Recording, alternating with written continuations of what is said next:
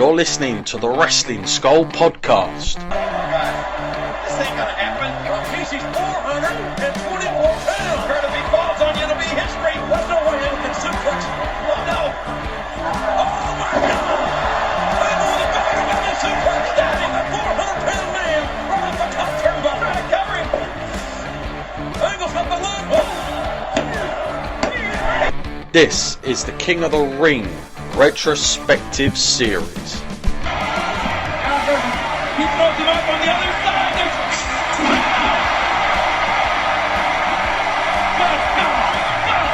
That's it, he's dead. All 10 King of the Ring events from 1993 to 2002.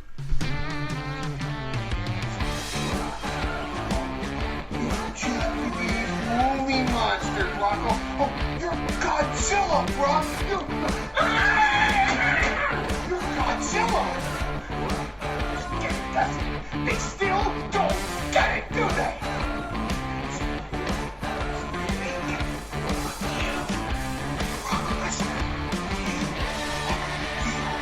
You are as real as they come, Brock Lesnar, because you are the next big thing tonight. Tonight, Brock, you become the next king of the ring. Now is the time to prove that. Let's go. With your hosts, John Scott and Matt Essex. Talk about your Psalms, talk about John 3:16. Austin 3:16 says I just whipped your ass. He is not.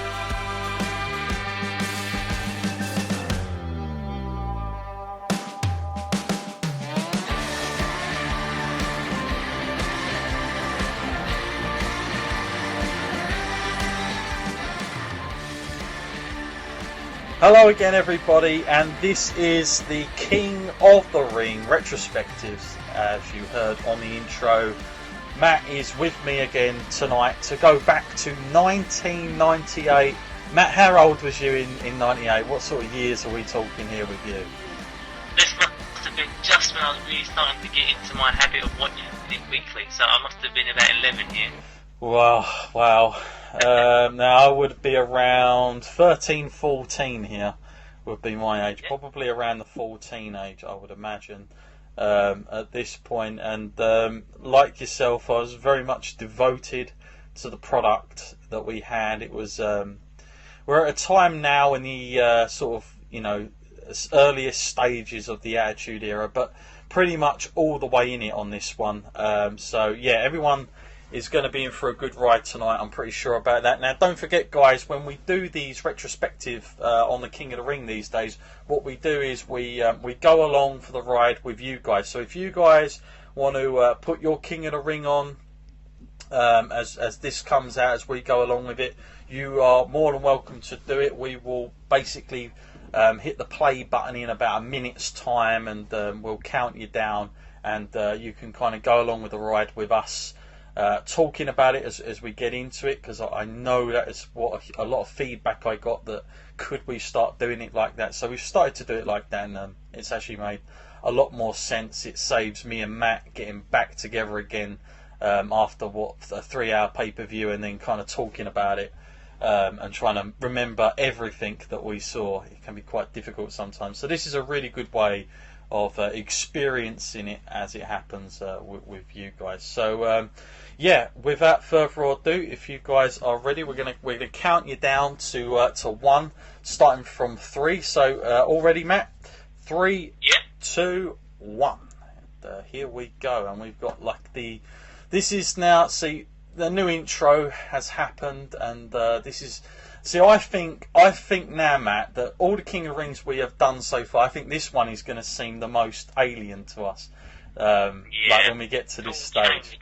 Yeah, because we've been used to Jerry Lawler quite a lot, taking centre stage of all these King of the Rings, and we've been sort of, there's been a few things going on. I mean, 97 was the last one, as we said. Triple H was the winner. But here comes a time right sort of just at the beginning of the Attitude, and what you've got to remember, that we're coming off 98 WrestleMania, which featured Stone Cold Steve Austin and Shawn Michaels, and of course Austin winning his first title, and of course this man that you can probably see a lot of. Oh my God, someone's set on fire then as it goes across. Yeah, Kane and Undertaker would also be at WrestleMania 14, and they had a hellacious match. So we're at a time now, Matt, where, like I said, we're in crunch time of like the Attitude Era. So this is a bit of a different ball game. I think everybody who's come along for the journey so far with us will notice probably a much quicker pacing to everything as well in all this, as we're watching the sort of promo video. Now, Matt, do you have any memories of watching this live, or is this something that you probably watched after, or any memories at all? I actually can't remember the last time I watched King of the Ring '98. I definitely probably watched it at the time it came out, and I've probably watched it since. But I really, this is still going to be quite fresh to me actually, because I think there's going to be quite a few bits I've forgotten during this. But straight away, as we kicked it off and we've seen the old entrance, it's totally bringing back nostalgic memories. Yeah, there it is. And a lot of pyro going on as well. That they certainly made the most of that, didn't they? a massive change from what we saw the year before. Yeah, that's for sure. Yeah. Now look at the amount of people with signs. Sheesh. This is when it was so popular, and everybody was doing this whole sign business. Like, it's still popular today, but back then it was much more popular. Like that sign stuff was with like a new craze for a while. So yeah, as we see in the left hand side, Pittsburgh, Pennsylvania, this coming from, and there you see the infamous Hell in a Cell, Matt.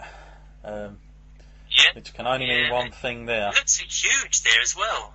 Yeah, it does actually, considering they actually upgraded the one that we now see, well, did see, in recent years than when we watch it. But yeah, this it's worth pointing out that The Undertaker and Mankind, 2 years prior to this on King of the Ring, also wrestled, so this will be their second match at a King of the Ring. I guess that's the first time it's happened on our retrospective as well, where we've seen the same match happening twice on the same pay-per-view. And we said we may miss Jerry Lawler, but there he is, Matt, in his new spot. Well, that's some jacket, I'll tell you. He's still making his appearance, I see. Yeah. Jim Ross, Jerry Lawler, the infamous commentary team. And, well, here's a fun start to kick things off there, Matt. Looks like Takamichi Nuku and the Headbangers coming out. Yeah, that's a weird pairing. I've got to say, I wouldn't have, if I had to say who was going to be partners, I would not have put them in the same category. No, and that would be the light heavyweight title that WWE. Now, WWE would have only brought that in very recently. That was a '98 thing, I'm sure. And Takamichi Nuku was, I mean, for a long time he was the only. Not only was he the only champion, but like he's probably the only light heavyweight, whatever that meant back then anyway. But now we see he's actually dressed in the attire of the Headbangers. It's a bit of a transformation right there going on. Real men wear skirts on the back of that shirt. And now their opponents coming down. Now, like I say, everybody, I have no idea what we are going to see here because I've not really done too much research. This is straight off the bat of what we're going for, and we're looking for. And there's Funaki. There he is, and it looks like a lot of Japanese wrestlers coming down here. And of course, that only means one thing in the Attitude Era: guy and tie.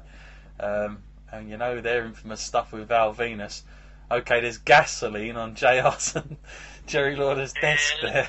Yeah. Like you do. Bit random there. Very random.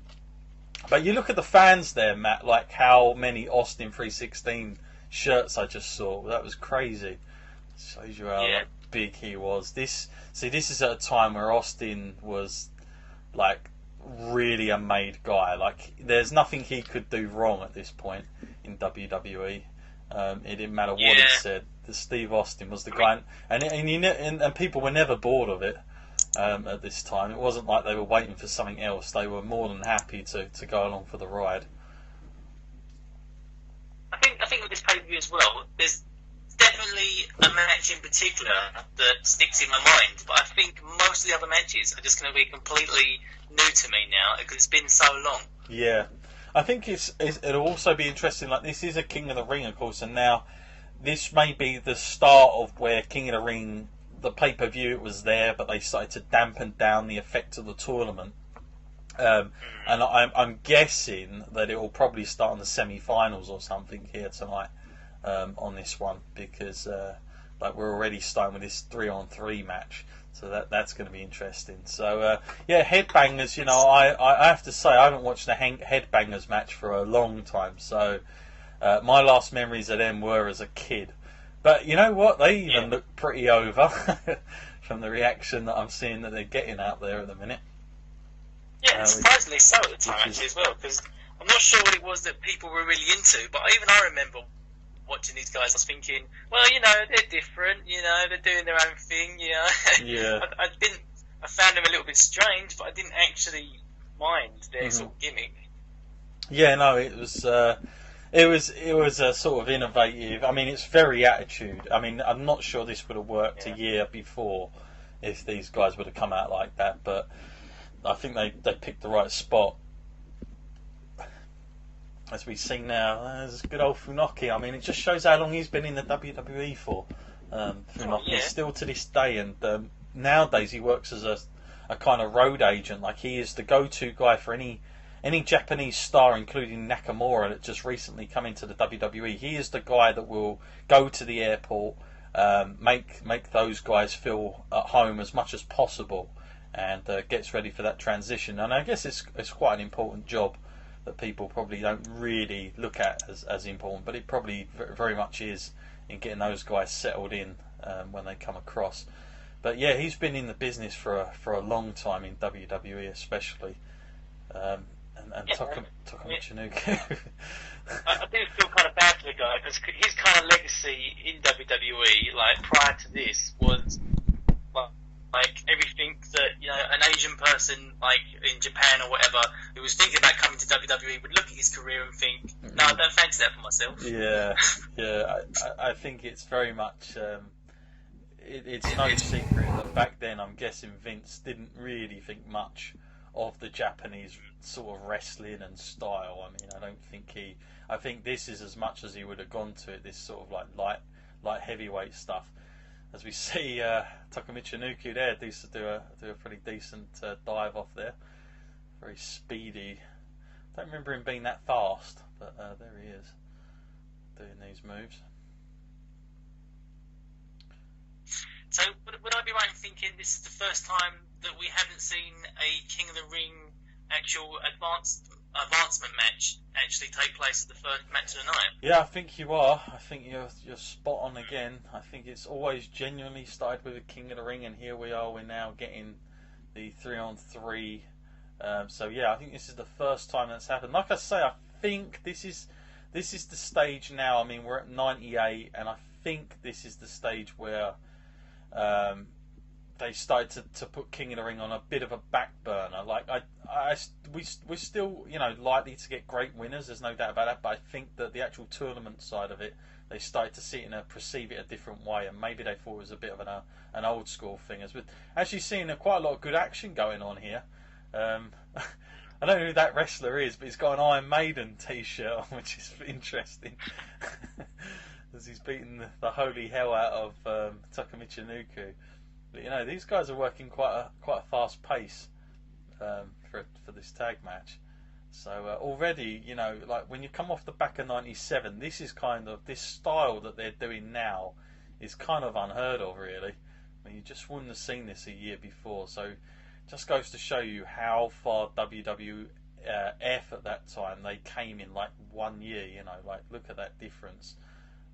How popular it got and started to be cool and edgy again, because this was a time when I was in my senior school, it was actually okay to be a wrestling fan. Like, you didn't sort of hide away from it anymore because everybody everyone loved Stone Cold Steve Austin. Even if they didn't really watch wrestling, they knew Steve Austin, and he was a cool guy that gives the middle finger to his boss, gives a stunner.